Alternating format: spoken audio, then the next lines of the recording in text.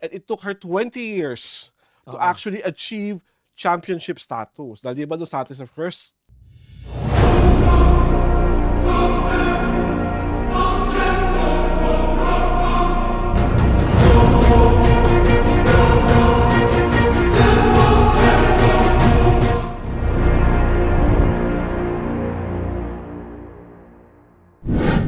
Yes, oh yes, we are on the first week of October, ang taray. And yes, this is the perfect 10 episode of the TT Show, ang taray na talakayan showbiz edition.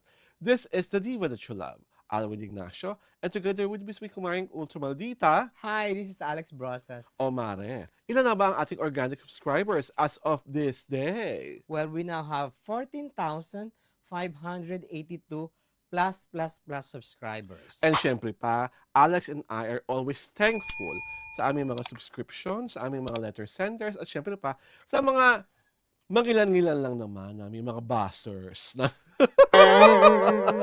na ang lagi na naman pinupuna sa amin ay aming magiging mga kaamigan ni Caridad Sanchez. Oh, excuse me, no? Wala pa akong senior citizen. Yun ang mga drama nila, lalo na lang kami kinatawag na gurang. Number 1. Number 2, lagi na lang pinamumukha sa aming bakla kami. Never naman namin tinanggi. Diyos ko. At laging pinamumukha na talagang parang sila ang pinakamagkatalinong mga nilalang sa balat ng Pilipinas. But now, since marami na talaga ang umay sa araw-araw na drama-rama sa labas ng bahay ni Kuya, which is of course, the floodgate hearings, na tila wala ng katapusan. At parang nananali ka ba, Mara, may makukulong? Mas gusto kong may mapatay. Charot! Charot lang! Di ba? Parang ako talaga, ewan ko, I am not so invested in this floodgate scandal hearing simply because pinaglalaroan lang nila tayo, te. Ganyan naman ever since, di ba? Ang dami-dami na pong hearings in aid of legislation, di ba, sis? At ang dami-dami na rin pong batas. Huwag na tayo lumaya. Perfect example na lang. Bago natin pag-usapan yung pantanggal ng umay, di ba? Yung mga fraternity, yung hazing, ilang batas na ang nailabas. Pero still, from time to time, meron pa rin namamatay sa hazing. Oo, tsaka hindi tawag dito. Ang nakakatawa, yung iba hindi nahuhuli. Di ba? Hindi nakukulong. Yes. Diba? So what gives? What gives? At masigit what gives? Yung supposedly may pinakamalaking kasalanan ng pandarambong at panghuharbat, nag-resign, di ba? Sa kanyang posisyon. So, anong mangyayari doon? Di ba? Parang the plot thickens. At buti na nga lang po talaga na sina Jessica Sanchez ay nanalo saan, Mare? Sa America's Got Talent. Si VJ Floresca naman ay nanalo sa Project Runway. One day you're in, the next day you're out. At si Kirk Bondad won. Bondan inanalo sa Mr. International. Doon muna tayo una kay kumaring Jessica Sanchez na kabuntisan na kumbintisan, umariba sa pagkanta sa America's Got Talent. And it took her 20 years to actually achieve championship status. Dahil di ba doon sa atin sa first sa American bata siya. Natugis ang bata siya, pero yung biggest singing contest naman niya. Second placer lang siya. Ay American Idol, wherein she was just first runner-up. First runner-up. Second placer. So ito na talaga, first place ang madam. At magkano ang pinalunan ni girl? $1 million. Di ba, millionaire na siya agad-agad. At recently nga, iba habang siya ay nagluluto, anong ginagawa ni ate? She was singing Ikaw. Oh! Diyos ko. Diba? Acapella? Acapella. Diyos ko. Perfect pitch. Oo. Walang piyok. Parang kinabog niya lahat ng kumanta ng Ikaw. Oo. Ako nire-nervous kasi baka mamaya biglang lumuyo ka lang bata. Oo, kasi paano na? Rising yung diba? yung tono, di ba? Di ba? Nakakaloka. So congratulations, Jessica, and thank you so much because she has never denied that she is half Filipina. At talagang she was super thankful sa support ng Filipino fans sa kanyang American Got Talent journey. Yung performance naman niya from the very start sa America's Got Talent, talagang 'di ba, golden buzzer siya. Yes. Talagang 'di ba, from there umalago. Tsaka makikita mo talaga na she's on point doon sa winning. Oo, talagang Yun talaga ang trajectory. Oo, ang trajectory ng yung pinupuntahan ng contest Mm. para sa kanya. Oh, yes. At so, ang second winner natin ay si VJ Floresca ng Project Runway. Nung nagkaroon ng Project Runway po dito sa Pilipinas, si VJ po ay first runner-up. Hindi pa siya Mm. transgender, hindi pa siya trans woman noon. Ah, Ngayon, she's the very first Asian trans woman to win Project Runway. At mm. meron siyang pinanalunan na $200,000. Siyempre pa, mga makina. $200,000? $200,000. Dollars, oh. $200,000, Mhm. mga makina, mga Mm. gamit, pantahi, tela, Mm. at kung ano-ano pa. At higit sa lahat, fashion editorial spread sa Elle, which is one of the more important fashion bibles in the US, which is edited by Nina Garcia. Mm. Sabi nga ni Heidi Klum. In-interview siya, 'di ba, sa sa TV. I Yes. saw it, 'di ba? Oh. Parang she was so proud na Mm. siya na nag-win, 'di Yes. ba? Although she Mm. wasn't expecting, pero talagang na-push ng gusto ang kanyang Oo. winning. At saka, ang gagaling naman kasi ng kasabay niya. Oo, iba Di rin. ba? Yung kasabay ng avant-garde collection na puro itim. Mhm. Tapos isa pa na kasabay na pangalan Jesus. Oo. Na parang, Ako naman yung una, sabi ko, BJ Floresca, parang sounds familiar, pero mm, sabi ko, BJ ba to? Syunga-syunga.in. Ah. Akala ko BJ yung pala. Ano pala siya? Designer pala. designer. Tapos Oo. alam mo kung sino kami ni VJ Floresca? Si Mimiya. Si Mimiya? At yung I thought more on more on more on yung Brent, Brent. yung maskuladang bakla. I know. Oo. Para hindi siya. Mas Oo, Mimiya. Tingnan mo. parang si Mimiya parang Super skinny. Pero yung Parang face butiking nila, Pasay. magka-face sila. Parang, Magkawangis yung face nila. parang more on the yun nga, yung nakipaghuli, yung baklita nakipaghuli sa jowa niya, di ba? Sino ba yun? Brenda Mage. Hindi. Brand damage yun. Oo. Yung isa, yung Phil na vlogger na nagpaghiwalay sa jowa. Sino ba yun?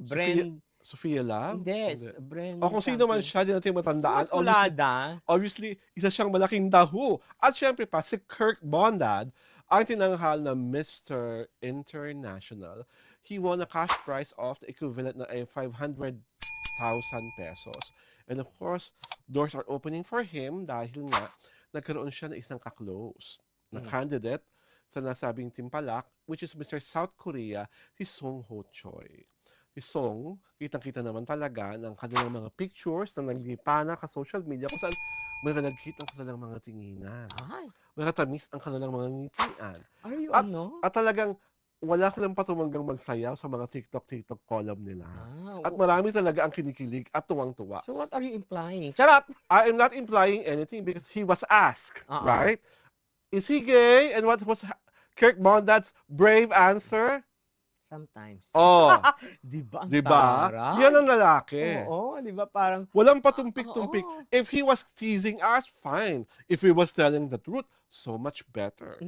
di ba? Parang Diba? you get what you want. Oo. Di ba? Tinanong mo ako, nagpakatotoo ako, bahala ka na kung ano gusto mong maging Oo, reaction. nga, subject for interpretation. Oo. Di ba? At ang maganda doon, he is like inviting Sung, Mr. Korea Sung, na pumunta sa Pilipinas at he is also wishing that the brand of apparel that he wears ay magkaroon sila ng pictorial. Nung Korean Mr. International second runner-up. Parang subtle invitation for So, something. Charot! Song Ho Choi. At also, Song Ho Choi was asked on a TikTok live interview if he was willing to do a BL with Kirk. And he said, why not? And during the coming home press con of Kirk, he was also asked kung bet niya bang mag-BL. So makot siya na, we are already discussing the details of the project. Ay! In the offing. Diba? Diyos ko. Forthcoming. Forthcoming. Alam mo ngayon pa lang po, nung narinig ko sinabi niya, parang may kung anong bahagi ng katawan ko nabasa. Diyos ko, basang-basa sa ulan. My God. At dahil basang-basa ako, at basang-basa si Kumaring Ultra Malti, talaga nag-uulan to mga panahon na to. Basahin muna natin ating unang letter center, Mars. Sino ba to? Ay, may pagka-ambisyosa, ha? Oh. Minda Campbell. How is she related to Naomi Campbell? And the owners of the Campbell Soup. Oo. Aray ko. Very Jurassic na yon. Hello, beautiful lady. Bakit lady? Dapat ladies. Watching reply here in Dallas. Watching replay here in Dallas, Replay here Texas. in Dallas, Texas. Hey, Okay. Linda. Ay, one of our favorites. Si Lenny Paras. Ang daming nag-enjoy panoorin ang tandem po ninyo. Kay, Diyos ko. Parang gusto ko ikaw magbasa. Hindi, ikaw na. Baka sabihin, self Kasi- ano yun eh. Kasi patunay na patunay, Aray kayo ko. nakitignan ni Ma'am Alex Bro sa kanyang mga suot na damit. Sana, Ay, may wish. may wish, Oo. mag-twinning kayo para mas malikit kayong tingnan. Alam mo, Lenny, Mm. pwede kami mag-twinning na tulad, nasa telahan ka, di ba? Oo. Alam mo naman magpadala ka ng tela. Tapos papatahin namin sa aming mga budista. Tapos para kami ng color. Wag lang pareho ng cut, di ba, Mare? Yeah. Basa muna. Ikaw muli. Prima Cabral, good morning, ladies.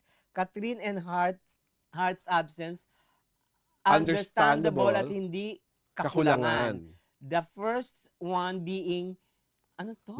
Linked with a politician, of course. Medyo tahimik ka lang. And Heart, Baka masaktan lang siya. Lalo na ngayon, the connection sa Bagman ni Quezong Buhok.